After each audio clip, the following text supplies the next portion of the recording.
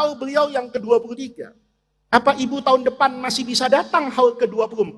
Atau jangan-jangan tahun depan itu haul pertamanya ibu? Bu, sampai tahun depan yakin masih hidup enggak? Hanya Allah yang tahu. Kita berdoa mudah-mudahan masih hidup. Tapi kita nggak pernah tahu. Mati itu nggak ada SOP-nya, Pak. Ada orang sakit nggak mati-mati. Ada orang nggak sakit mati. Dulu yang mati itu tua. Sekarang yang muda-muda mati. Mati itu nggak ada absennya. Nggak ada mati itu A, B, nggak ada. Kalau mati dimulai dari A, paling enak yang namanya Zainuddin. Belakangan dia paling takut yang namanya Abdullah. Sudah A, B lagi, itu cepat mati itu. Lihat. Mati itu nggak ada yang tahu, Bu. Makanya kita datang haul ini. Yang pertama, itu bermanfaat untuk kita. Alhamdulillah, kita masih dikasih umur, bisa datang. Maka dari rasa syukur kita, tadi kita bacakan apa ini? Tahlil. Kita bacakan apa ini, Bu? Doa. Itu yang paling ditunggu sama orang yang sudah mati. Dulu saya ngaji Fathul Mu'in, Pak. Di I'anatul Talibin itu, bukan cuma di I'anah. Imam Ghazali di Ihya cerita. Imam Al-Baihaqi ada kitab namanya Al-Jami' li Syu'abil Iman. Itu juga menceritakan kisah dahsyatnya doa dari orang yang hidup kepada orang yang sudah apa ini meninggal. Dulu kata Imam Ghazali ini, Imam Ghazali saya ambil dari guru saya dulu waktu saya ngaji Ihya itu, di juz 4 itu. Kata Imam Ghazali, pada satu masa itu terjadi wabah. Wabah itu bahasa Arabnya at-ta'un. Kayak kemarin waktu corona. Ibu tahu waktu corona? Ya, semua orang kan takut mati itu, Bu. Maskeran, ketemu orang takut. Ya, saya dulu begitu, Pak. Ya, dulu itu kadang-kadang masih yakin umur panjang.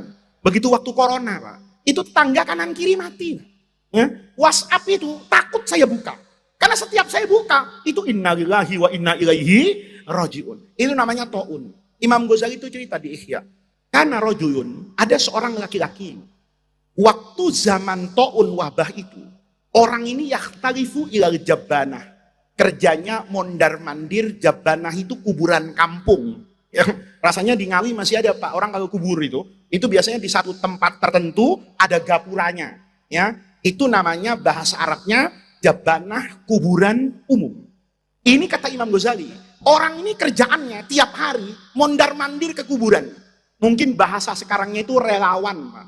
Jadi kalau kedengeran ada orang meninggal di sana, dia ambil jenazahnya, dia mandikan, dia kafani, dia kuburkan. Selesai ngubur, dia pergi lagi ke kampung itu, diambil jenazah yang baru, dimandikan, dikafani, disolati, kemudian dikuburkan. Ini pekerjaan dia setiap hari, tidak keluar dari itu.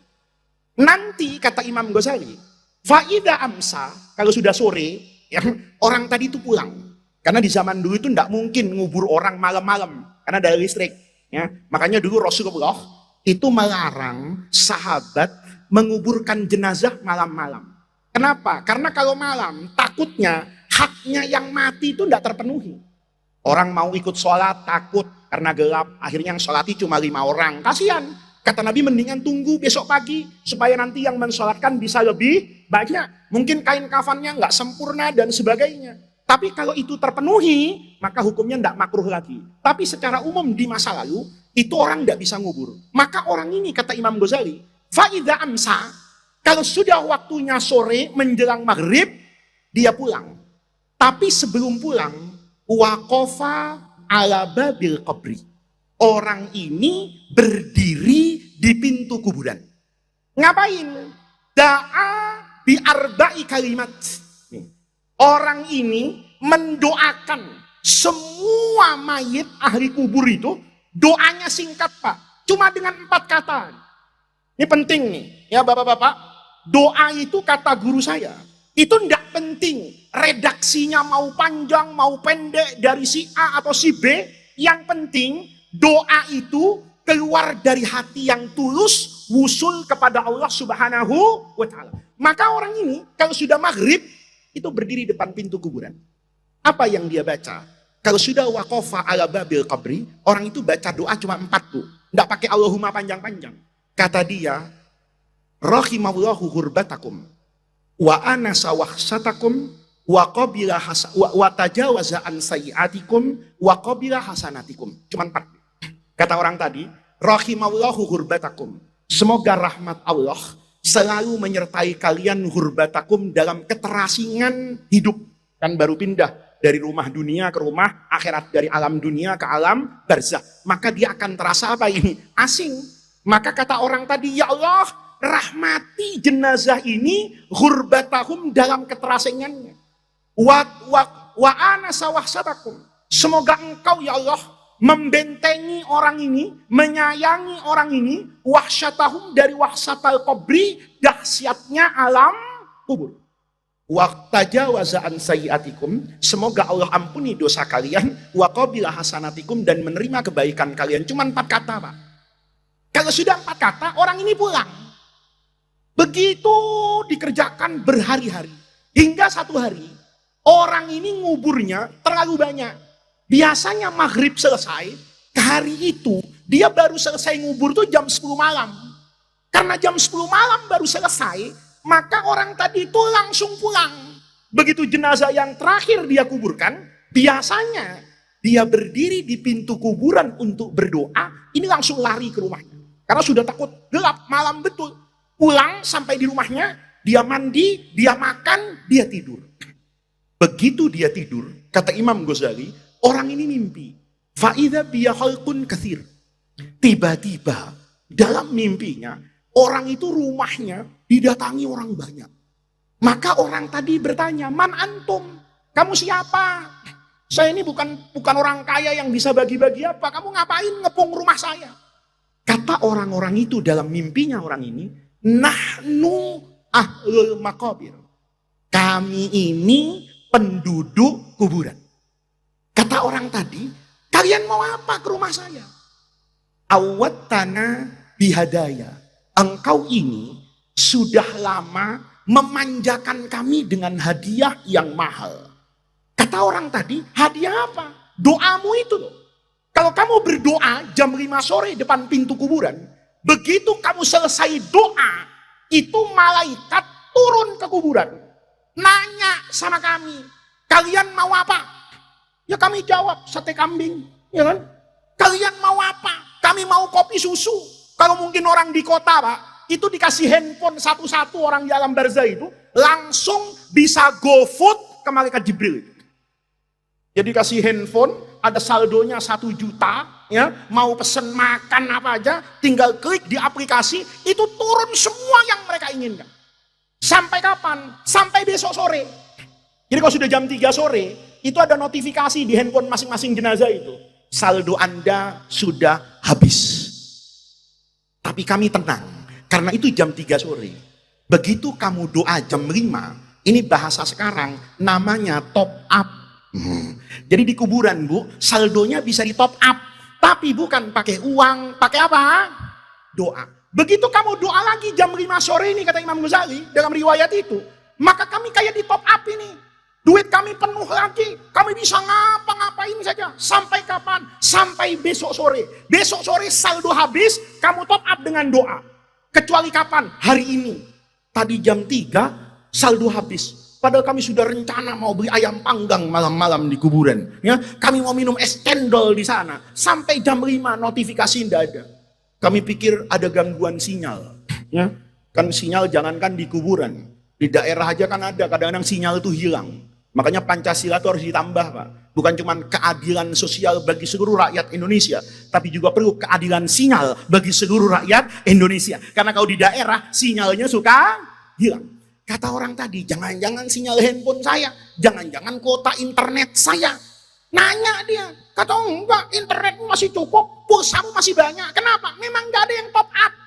Ternyata kamu tadi sore itu tidak mendoakan kami, maka kami kejar ke sini karena kau sudah selalu memanjakan kami dengan hadiah. Bu, mau ngopi nggak di kuburan? Bu, mau makan martabak nggak di kuburan? Kalau mau, suruh anaknya, suruh cucunya masuk pesantren agar ngerti bagaimana nanti mendoakan orang yang sudah apa ini meninggal. Bukan cuma itu. Guru saya dulu cerita, Bu. Manusia di alam barzah itu ada yang kelakuannya kayak pengemis. Ibu tahu pengemis nggak, Bu? Yang suka minta-minta itu. Di Jakarta itu kalau pengemis, kalau ndak hari Jumat tuh nggak ada di masjid. Saya sholat duhur hari Senin, nggak ada pengemis. Hari Selasa pengemis nggak ada. Tapi kalau hari Jumat itu pengemisnya banyak. Nanti kata guru saya, orang itu di alam barzah, di alam kubur itu ada yang kelakuannya kayak pengemis, Bu. Gimana kelakuan kayak pengemis? Kalau Jumat pagi, ini arwah-arwah yang ada di kuburan, itu banyak yang lari datang ke masjid, Bu. Jadi sekuburan ini ada arwah, kalau Jumat pagi, itu pergi semua ke masjid. Kecuali satu orang, yang satu ini tidak ikut. Ditanya sama orang lain, kamu tidak ikut ke masjid? Ah, sorry ya, beda level. Beda makom kita. Kamu itu kan arwah du'afa. Ya, mustadafin, fuqara wal masakin, ya. Kamu mau ngemis doa kan? Lihat nih, orang-orang itu di kuburan semuanya lari, yang satu enggak ikut ke masjid, dia ngopi, mungkin ngerokok samsu, ya samsu kuburan, ya kan, enggak tahu apinya dari mana, pokoknya ada lah, ya kan, ngerokok, wah enak, sarapan roti pagi-pagi. Kata temennya, kamu enggak ikut ke masjid? Enggak lah. Untuk apa? Beda nasib kita. Mereka ini, Bu, kenapa ke masjid?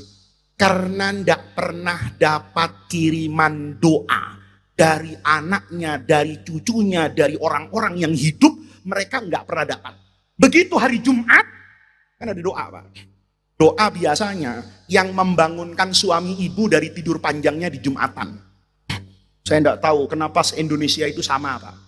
Saya sekarang tuh udah berhenti jadi khotib Jumat, nggak mau saya khotib Jumat. Kenapa? Sakit hati.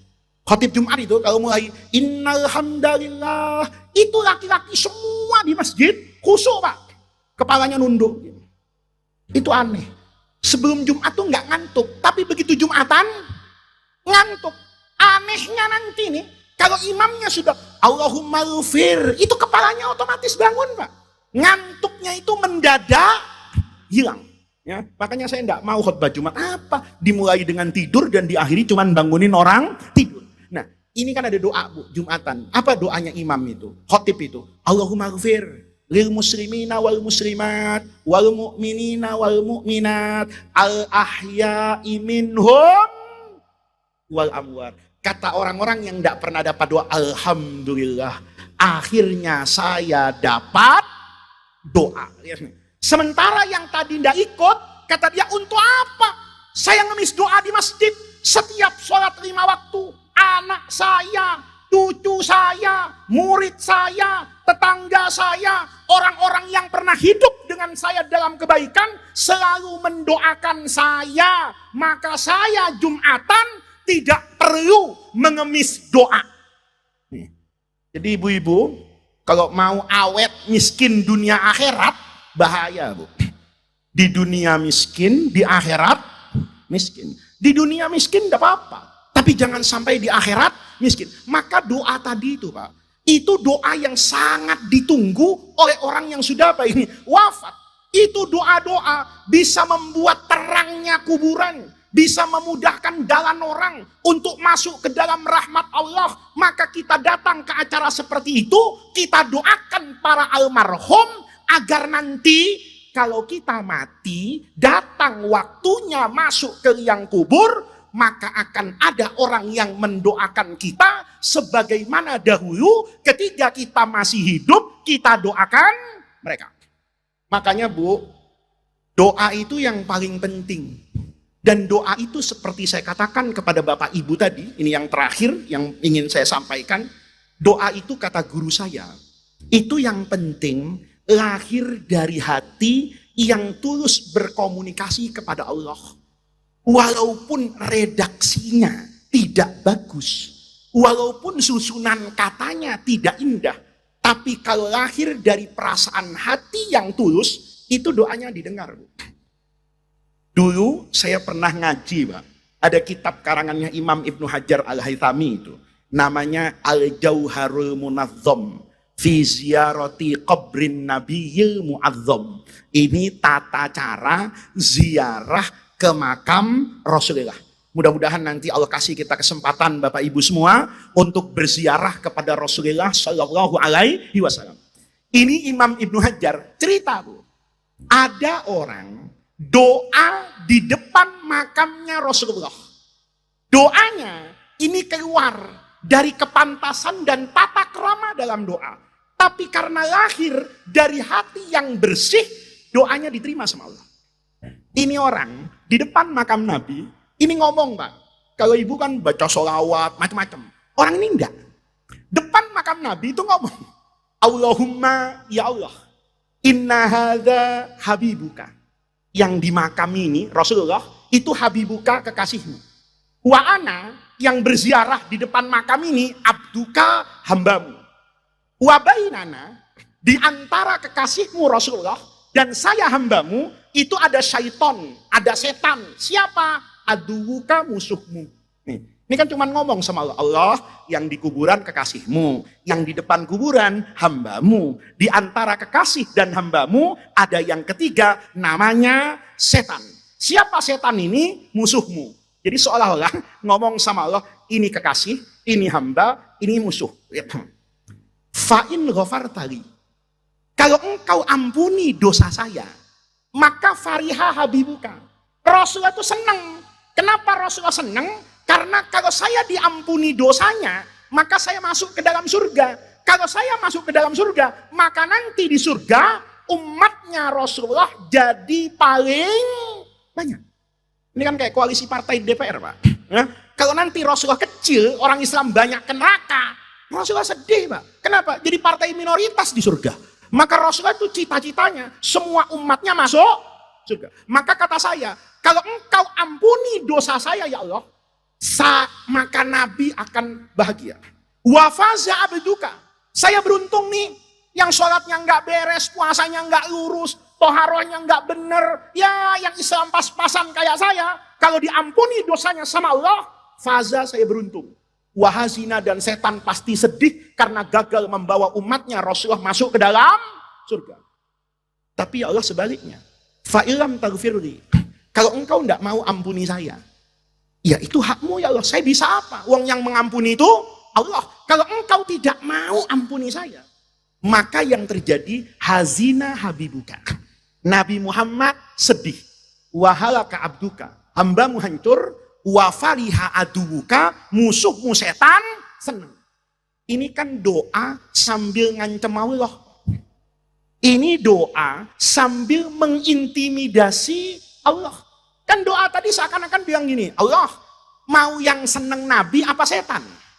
Allah maunya setan yang nangis apa Nabi Muhammad yang nangis? Kan sederhana. Kalau engkau ingin Nabi Muhammad yang bahagia, ampuni saya. Karena kalau saya diampuni, saya masuk surga, Nabi Muhammad bahagia, setan sedih. Tapi kalau engkau tidak ampuni saya masuk ke neraka, maka Rasulullah bersedih, setan. Ini kan doa sambil ngancam Nabi. Anehnya, fansarafa dzakar rajul. Orang itu pergi, Pak, dari depan makam Nabi. Apa yang terjadi? Malam harinya, semua orang soleh di Madinah, semua ulama di Madinah, itu mimpi didatangi Rasulullah. Bukan didatangi setan, Pak. Ya, didatangi Rasulullah. Ini pasti Nabi, karena setan tidak mungkin menyerupai Rasulullah. Maka kata Rasulullah dalam mimpi orang-orang soleh di Madinah itu, kata Nabi, ilhaqil a'rabiyah, kejar itu orang. Nabi itu bawa gambarnya orang itu. Maka kata guru saya, seandainya ulama waktu itu punya kanvas dan punya alat gambar, itu bisa menggambar wajah orang tadi, karena begitu jelasnya Rasulullah membawa wajahnya orang tadi. Dalam mimpi itu Nabi bilang, misalnya ke saya, Faiz, kejar orang tadi. Saya nanya sama Rasulullah, walima ya Rasulullah, kenapa harus saya kejar ya Rasulullah? Kata Nabi, basyirhu, kasih dia bisyarah, kabar gembira. Gembira apa? Bi annallaha qad ghafara lahu, bahwa Allah sudah mengampuni dosanya orang tadi. Lihat, doanya susah nggak, Bu? Gampang. Makanya ibu nanti kalau umroh, ingat ceramah saya. Kalau masih lupa, ajak saya, Bu. Yang nanti saya bisiki depan makamnya Rasul. Ini doa. Doa itu sederhana. Yang penting lahir dari dalam apa ini? Hati. Banyak doanya orang soleh, itu pendek, sederhana, tapi dia lahir dari ketulusan jiwa. Ini yang terakhir, contoh doa. Guru saya, dulu di Syria itu, Prof. Muhammad Said Ramadan Al-Buti, alim besar ini, pernah ceramah cerita, Pak. Dulu di Ardus Syam, di Syria itu, ada orang tragis betul matinya. Jadi ini orang penjahat di kampung. Semua dosa udah dikerjain. Begitu mati, orang sedesa itu, tidak ada yang mau ngurus jenazahnya. Maka sama anaknya, itu jenazahnya diseret, Pak. Biasanya kan kalau ada jenazah, itu dimasukkan ke randa. Digotong, dimasukkan ke kuburan. Ini orang sekampung, tidak ada yang mau gotong jenazahnya. Maka sama anaknya itu, jenazahnya itu ditaruh di tanah, dikasih tali, diseret, Pak, ke kuburan, Pak. Ketemu dengan orang satu di jalanan. Orang ini rokok kalbuhu. Merasa kasihan, ya Allah, ini nasib orang, maka kuburannya kok diseret-seret. Maka ditanya, wahai anak muda, ini siapa yang mati? Bapak saya. Loh, kenapa kamu seret-seret? Memang tetanggamu di kampung gak ada yang peduli, gak ada yang mau ngurus. Kata anak tadi, enggak, bukan orang kampung yang salah, bapak saya yang salah. Bapak saya ini sampah masyarakat. Sebejat-bejatnya orang di kampung ini ya bapak saya. Wajar. Kalau begitu mati, orang di kampung malah mengucapkan Alhamdulillah. Semenjak dia mati, mudah-mudahan gak ada lagi motor hilang. Ya kan? Gak ada lagi kejahatan. Karena paling jahatnya orang itu bapak saya. Maka kata orang Badui tadi ini, loh, bapakmu sejahat itu? Iya. Makanya gak ada orang mau nganterin dia ke kuburan. Kata orang tadi, ya sudahlah. Walaupun bapakmu jahat, tapi dia kan tetap anak keturunan Nabi Adam. Wa qad karramna bani Adam. Harus mendapatkan apa ini? Penghormatan. Dicarilah ibu kayu, anak bapaknya itu dimasukkan, digotong berdua sampai ke kuburan. Begitu sampai di kuburan, kata orang tadi, biarkan saya yang masuk ke kuburan. Kamu yang di atas, saya yang nampani. Ya kan dia gotong dari atas tanah, yang masuk ke situ, dia yang nampani. Ini penting, Bu. Jadi ibu tuh bukan yang nganterin ke kuburan yang penting. Yang penting yang naruh di kuburan itu. Kenapa? Itu ada doanya. Doanya diajarin sama Rasulullah sebetulnya. Kalau naruh jenazah nih, orang mati, begitu taruh di tanah, ya, maka diminta untuk berdoa kata Nabi. Di Bulughul Maram itu Rasulullah mengajarkan doanya. Bismillahi wado'naka wa ala millati rasulillahi salamnaka. Ini doa yang diajarin Rasulullah. Badui ini tidak ngaji di pesantren. Jadi tidak tahu doa itu. Entah dia berdoa apa. Pokoknya dia taruh orang itu di kuburan. Dikubur, diuruk, naik ke atas. Ya sudah dek, sudah selesai bapakmu dikubur. Kita berpisah. Oh iya pak, matur suwun, terima kasih. Berpisah. Anaknya pulang. Begitu anaknya pulang, anaknya ini kan kepikiran sama bapaknya. Ya lo bapak saya, sholat enggak, puasa enggak. Yang kayak apa sekarang di kuburan nih. Malamnya, anaknya mimpi pak. Bapaknya ini yang sampah masyarakat orang bejat ini, dalam mimpinya itu di kuburan naik Yamaha NMAX, Pak. Bayangin, kalau naik sepeda pancal mungkin naik Yamaha NMAX. Yamaha NMAX baru 50 juta itu, bajunya bagus, sarungnya bagus. Maka anak tadi ngomong sama bapaknya, "Ma fa'alallahu bika ya, Pak. Ya abadi. Pak, apa yang Allah lakukan kepada bapak di kuburan?" Bayangan anak ini, mungkin bapaknya direbus sama malaikat. Mungkin bapaknya dihantemi sama malaikat. Lah ini kok bapak ganteng betul, bersih, naik Yamaha NMAX. Kata bapaknya, fa'alallahu bihi khairan. Allah tuh baik banget sama saya. Karena ngomong kayak gini, kebangun anak tadi. Ini bunga tidur, kebanyakan mikirin bapak di kuburan, akhirnya mimpiin bapak. Dia tidur lagi. Nggak percaya dia. Besok malamnya, mimpi lagi. Bapaknya datang, Bu. Pakai jas, pakai sarung, naik Innova.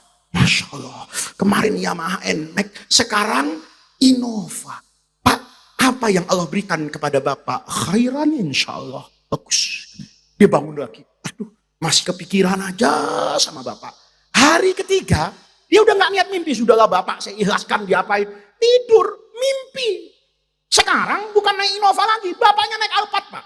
Ya, bapaknya naik Alphard, rapi, bagus, wangi. Pak, maaf Allah bika. Khairan. Allah kasih kebaikan kepada saya. Di situ sempat dia nanya, kok bisa? Bapak yang tidak punya amal soleh, kok bisa-bisanya dapat makom mahmudah di sisi Allah ini gimana Pak? Bapaknya jawab, bidu'a idzakal a'rabi. Karena doanya Badui yang meletakkan saya di kuburan. Dia terbangun. Begitu terbangun, kata guru saya ini, orang tadi terobsesi untuk mencari badui yang nemenin dia di kubur nih. Baduinya udah sampai Semarang, Pak. Dicari-cari ketemu di Pekalongan. Ya, misalnya yang mati di Ngawi, ketemu di Pekalongan. Dicari-cari. Begitu ketemu, kata anak muda, Bapak berhenti dulu Pak. Ada Pak? Kan kamu yang nyeret-nyeret bapakmu. Oh iya, Bapak yang masukkan ke liang kubur kan? Iya. Ada apa nak? Saya mau tanya Pak. Bapak waktu ngeletakkan bapak saya di kuburan, Bapak doa enggak? Oh saya doakan. Apa doanya? Lihat. Doanya enggak ada di Sahih Bukhari. Doanya enggak ada di kitab Al-Adhkar Imam Nawawi. Doanya enggak ada di doa-doa kiai pesantren. Doa itu lahir dari kebersihan hatinya orang Badui yang kasihan kepada saudaranya sesama muslim. Kata Badui tadi, saya memang doa sama bapakmu. Apa Pak yang Bapak baca? Badui ini ngomong gini, kamu kan cerita, kalau bapakmu tuh sebejat-bejatnya orang, iya bapakmu. Iya, karena saya tahu bapakmu ini orang jahat, saya tuh kasihan. Kayak apa begitu dia masuk ke liang kubur? Mungkin Mungkar Wanakir sudah siap bawa pecutan itu, mungkin bawa linggis itu untuk ngantemin bapakmu. Saya terbayang, kayak apa penderitaan bapakmu itu nanti di alam barzah. Maka karena saya terbayang dengan bapakmu dan saya merasa kasihan kepada bapakmu, begitu saya letakkan jenazah bapakmu, saya ngomong sama Allah. Dalam doa saya ngomong begini, Allahumma ya Allah, ana abdukal fakir. Saya ini semiskin-miskinnya orang di dunia. Saya di dunia itu tidak punya uang. Saya di dunia itu nggak punya beras. Saya tidak punya apa-apa. Tetapi ya Allah, semiskin-miskinnya saya, idza ma ja'ani dhaifun, kalau saya kedatangan tamu, saya ini orang miskin, kata Badui tadi.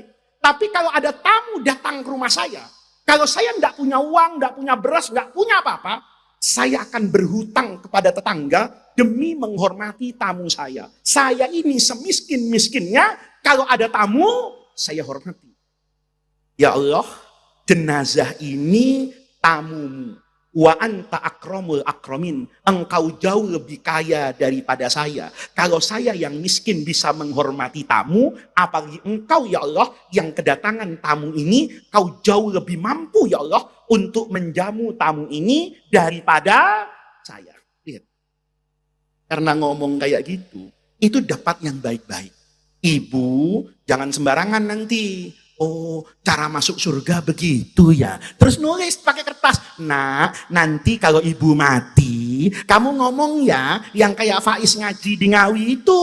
Ya Allah, saya ini hambamu yang miskin. Tapi semiskin-miskin saya. Lihat ibu. Lisannya sama. Redaksinya sama. Tapi hatinya berbeda. Hasilnya beda. Coba, ibu kan pengalaman kan? Diajak istighosah dukung orang. Ya kan? Mudah-mudahan beliau jadi bupati, istighosah selapangan. Doanya nggak mustajab Bu. Calonnya kalah. Kenapa? Karena ibu waktu doa, yang diingat bukan Allah. Tapi isi amplop berapa tadi dari tim sukses ya. Biar doanya diijazahkan oleh siapapun. Kalau hatinya tidak usul kepada Allah, tidak dapat. Tapi orang tadi doanya sederhana, tapi usul kepada Allah, maka doanya diterima oleh Allah Subhanahu wa Ta'ala. Maka pengajian malam hari ini yang harus diingat bahwa tradisi haul ini adalah ajaran luhur dari orang tua kita, tradisi baik dari orang tua kita yang dilandasi oleh ajaran Islam yang mengajarkan kita untuk ingat dengan kematian, yang mengajarkan kita untuk mendoakan orang yang sudah meninggal, mengajarkan kepada kita untuk mulai berpikir sekarang al-maghfur lahu, ya baik ini Kiai Abdul Qahar maupun Kiai Arba'i, itu didoakan oleh orang sebanyak ini. Pertanyaannya, kalau nanti kita mati, apakah akan ada orang sebanyak ini mendoakan kita? Apakah anak kita, cucu kita, sudah 23 tahun beliau wafat, tapi masih diingat sampai hari ini? Itu perlu kita jadikan renungan, sehingga setelah pengajian ini, jangan lupa, semua yang punya anak, semua yang punya cucu, semua yang punya kenalan, ajak dan dorong untuk mereka belajar dan mengaji di pesantren. Kelak kalau kita masuk ke alam kubur, maka anak dan keturunan kita selalu ingat dengan kita agar kita di alam kubur mendapatkan luasnya rahmat Allah. Karena kita menanam kebaikan dengan mendidik anak keturunan kita untuk mengenal syariat Allah. Saat kita menanam anak-anak itu di pondok pesantren, nanti kita masuk ke liang kubur, itu waktunya kita memanen dari apa yang kita tanam. Yang terakhir itu adalah pentingnya doa. Doa itu adalah senjata bagi setiap muslim. Kunci doa itu, kata guru saya, lahir dari kebersihan hati, lahir dari ketulusan hati. Kalau ini menyatu dalam jiwa dan raga kita, mulut dan hati kita, pikiran dan ucapan kita, maka doa itu lebih besar kemungkinannya untuk diterima oleh Allah Subhanahu wa Ta'ala. Maka mudah-mudahan hadirnya kita di tempat yang baik ini menjadi tawassul dan wasilah kita semua untuk mendapatkan khairat dunia wal akhirah. Mudah-mudahan Allah jadikan jam'ana hadza jam'an marhuma